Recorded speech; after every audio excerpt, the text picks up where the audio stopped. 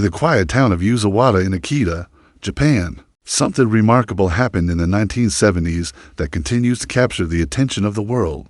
Even now, a humble Japanese nun named Sister Agnes Sasagawa claimed that the Virgin Mary had spoken to her, not only in visions, but through a wooden statue inside her convent chapel. This statue, according to countless witnesses, did something almost impossible to explain. It wept human tears, not once, not twice, but 101 times in total. Priests, doctors, scientists, and even ordinary visitors examined it. They touched the tears, they studied the liquid, and they confirmed it was not an illusion. These were real human tears flowing from a statue made of wood. Yet, the story of Akita was never just about a weeping statue. The deeper and more important part of the story was the series of messages that Sister Sasagawa claimed to have received from the Virgin Mary. These were not simple words meant only for her. They were messages of warning and of hope, directed not only at Japan, but at the entire world. The first message came in 1973, the last in 1981, but many believe that their meaning is still unfolding today in 2025. That is why so many people continue to revisit these events and ask themselves whether the prophecy of Sister Sasagawa is unfolding right now before our eyes. To understand why these events matter so deeply, we need to know who Sister Agnes Sasagawa was and how her journey of faith began. She was born on May 28, 1931, with the name Katsuko Sasagawa.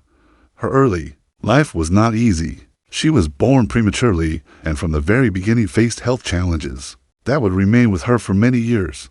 At just 19 years old, tragedy struck her life in a dramatic way. A medical mistake during a routine operation permanently damaged her central nervous system. The result was partial paralysis and years of suffering. For the next 16 years, she lived much of her life in hospitals, enduring multiple surgeries and constant pain.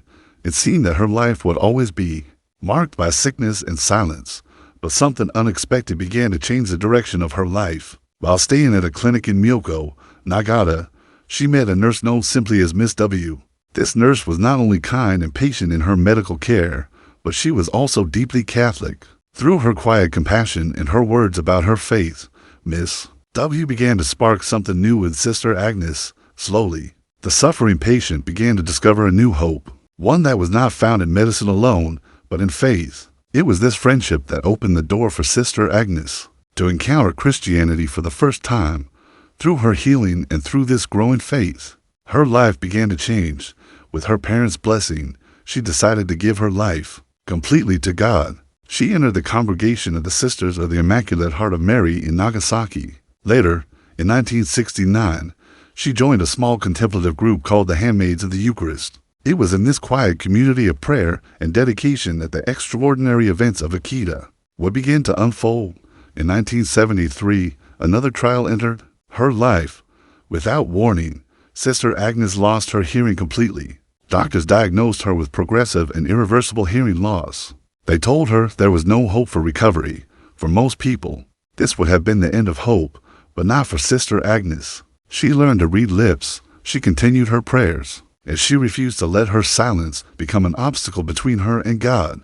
It was in the middle of this silence that the extraordinary visions began.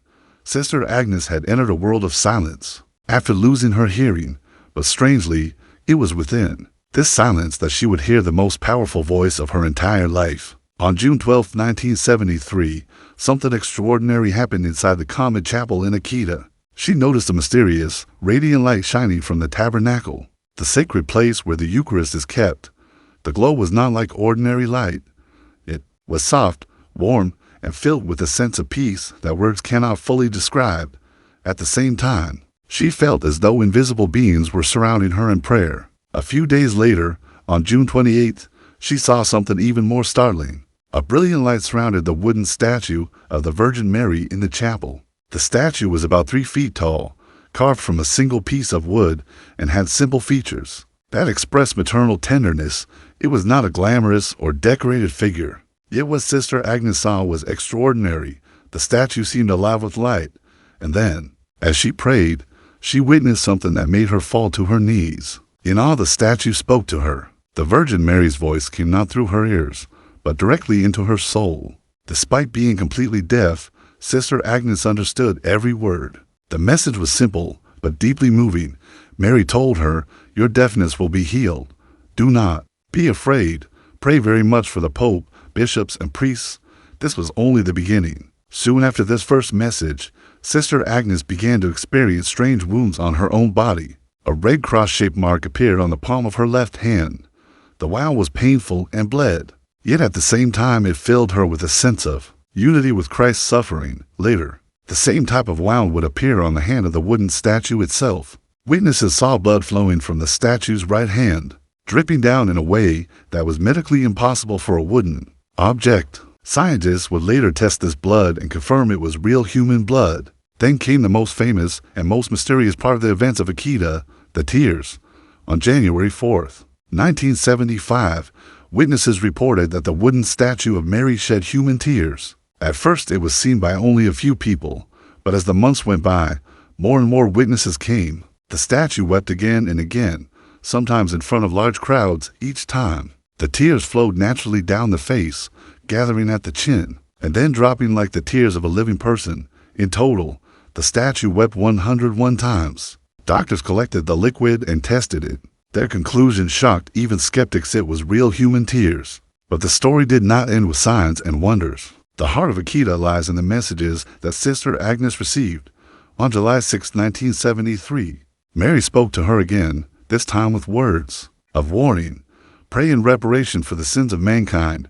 Each day recite the prayers of the Rosary. Pray very much for the Pope, bishops, and priests. The work of the devil will infiltrate even into the church. The devil will oppose priests, and priests who venerate me will be scorned and opposed by their confreres. Churches and altars will be vandalized. The church will be full of those who accept compromise. The demon will press many priests and consecrated souls to leave the service of the Lord.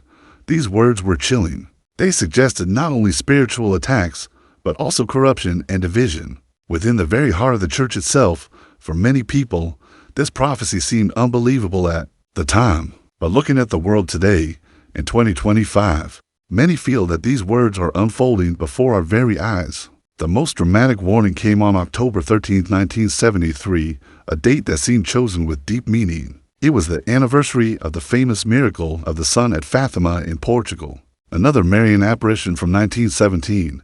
On that day, Mary's voice came to Sister Agnes with a message that shook her to her core.